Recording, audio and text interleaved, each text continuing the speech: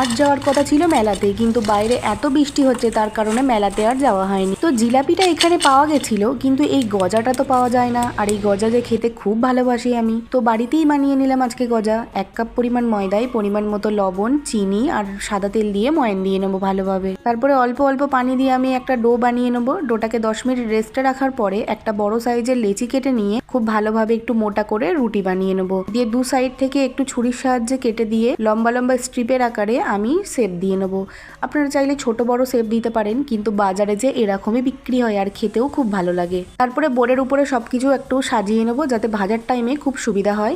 তারপরে কড়াইয়ের মধ্যে পরিমাণ মতো তেল গরম করে একে একে সব দিয়ে লো ফ্লেমে লাল করে ভেজে তুলে নেবো। 2 ব্যাচে আমি সবগুলোকে ভেজে একটা প্লেটের মধ্যে তুলে রাখছি যাতে এগুলো একটু ঠান্ডা হয়ে যায়। যতক্ষণ এগুলো ঠান্ডা হচ্ছে ততক্ষণ আমি একটা চিনির শিরা বানিয়ে নিই। 1 কাপ পরিমাণ চিনিতে 1/2 কাপ পরিমাণ পানি দিয়ে কিছুক্ষণ জাল করব। তারপরে দেখবো চিনির শিরাটা একদম গাঢ় হয়ে আসছে, তখন দিয়ে দেবো কাঠিগুলো আর খুব ভালোভাবে নাড়াচাড়া করব। প্রত্যেকটা কাঠিতে খুব ভালোভাবে চিনির শিরাটা লেগে যায়। এবার দেখুন চিনির শিরাটা আস্তে আস্তে শক্ত হয়ে গেছে, কাঠিগুলো খেতেও ভীষণ ভালো লাগবে। আওয়াজ শুনে বুঝতে পারছেন তো কতটা ক্রিস্পি এবং কতটা টেস্টি হয়েছে।